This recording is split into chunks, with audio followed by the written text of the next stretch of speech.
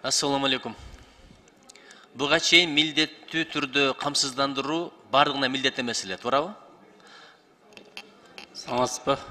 Нуржигит Кадырбек, чоо атыбыз мына ушул мыйзам кабыл алгандан кийин ар бир 7 миллион кыргыздын ар бири медициналык камсыздоодон милдет түрдө өткөн милдетине, туурабы? атыбыз милдеттүү болгону менен фактически добровольный эле болуп калганда, каласа алат, каласа. Азыркы мыйзам менен баары алыш керек болот да. Милдеттендирет экенсиздер да. Милдеттендиребиз. Мисалы, Дордойдо жана арба сүйрөп жүргөндөр бар, үйдө турган энелер бар, илим билими жетпей, үй кожойкелер бар, бардыгы милдеттиш керек, туурабы? Ооба. Механизми кандай? Терминалдан төлөйбү же кыдыртып төлөйсүңөрбү? Механизми каттоо ошо жашаган жеринин үй бүлөлүк дарыгерлер тобуна арыз жазса болот. Андан сырткары аймактык, ар бир областта аймактык башкармалыктарыбыз бар, ошол жакка кайрылып, ошолор төлөш да керек, арыз да жазыш керек, атаңа бар, энеңе бар деген эле механизм турбайбы, э? Четинен айтып атам, азыр боюнча эме инфоком менен сүйлөшүү жүргүзүп атабыз. Электрондук дагы ошо через терминал киргизип атабыз да, сүйлөшүүлөр жүргүзүп, баягы мегапей эмелерге киргизип терминалдарга мындай максималдуу түрдө убара кылбаганга эме кылабыз да, жолдорун. Акчаны алышка келгенде го жолун табасыздар дечи. Бул турган маселе. Бирөө жарым ушу сиздин сөзүңүздү укпады, менин суроомду укпады, бүгүнкү талкууну укпады, кабары жок эле, эртең бирси күнү кулагы ооруп барды, тамагы ооруп барды, бир кырсык учурап барды. Эмне дейсиңер? Полис тап келсең карайм, азыр эмне болсоң ошо бол деп кубалап чыгасыңар, эмне кыласыңар? Жок, экстренная помощь для всех граждан, баягы шашылыш жардам бардык жарандарга бекер жана ошол милдеттүү түрдө камсыз болот да. Бул профилактика үчүн барсачы, ден соолугумду текшертип коеюн деп баргандар болсо, полисиңди алып кел, андан кийин карайм дейт да, туурабы?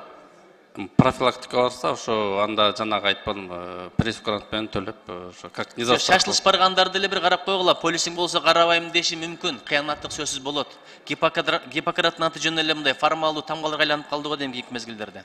Нуржигит Кадырбек, түшүндүрүштөрүн жүргүзөбүз, ар бир ошо баарына жеткизгенге биз түшүндүрүү иштерин дарыгерлерге жүргүзүңүздөрчү. Мен дарыгерлерди сыйлайм, урматтайм, бирок адамдарга өтө орой, жаман мамиле кылган дарыгерлер аябай көп.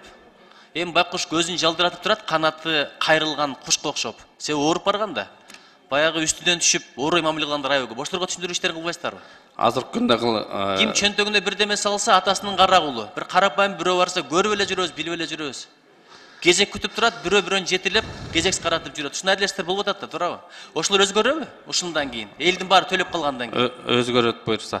Биз азыркы убакытта жарандарга дагы, ошо саламаттык сактоо уюмдарына, башка мамлекеттик уюмдарга дагы түшүндүрүү иштерин жүргүзүп, лекцияларды, эмелерди окуп, раздат баягы материалдарды таратып, иштерди алып баратабыз. Буга чейин канча адам төлөп атты эле, азыр ыктыярдуу төлөйсүң деген негизде? Буга чейин 14 миллион түштү, 7 миң канча, Мирлан канча деп? Жок, канча адам Кыргызстанда? 7 миллиондун канчасы төлөп аткан?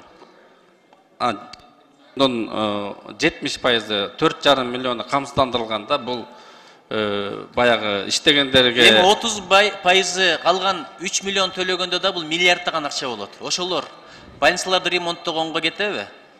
Ооба, биз жаңы техникаларды алып келгенге, инфраструктурасына дагы, жаңы жабдууларга дагы, нормативине да баарына карайбыз да. Ана мындан сырткары биз жанагы медициналык кызматтарды кеңейтебиз да.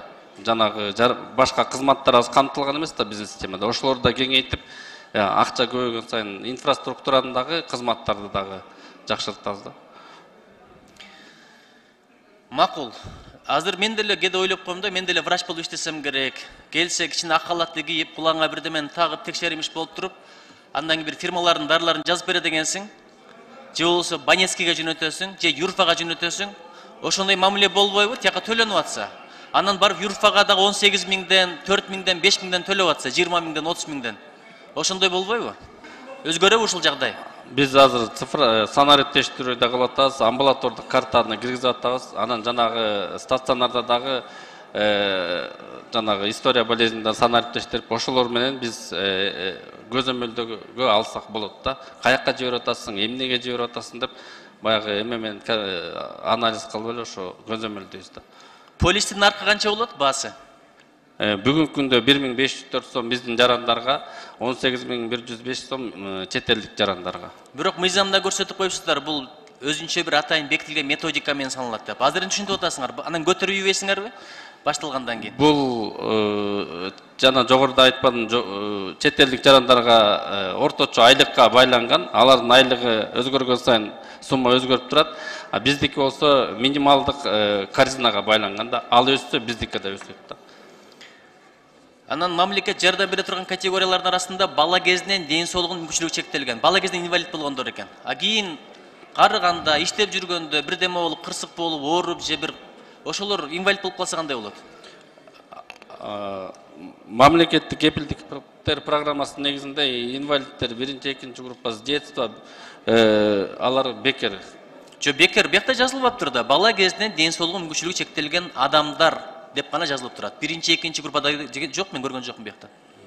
Мамлекеттик кепилдиктер программасында ошондой жазылган. Бул жанагы Минфин бере турган акча ошолорго берип атат да, ошону биз эмесин жазганбыз, тизмесин кимдерге акча берип атат.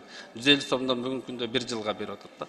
Ошо 6 категориянын биз тизмесин көргөзүп атабыз да.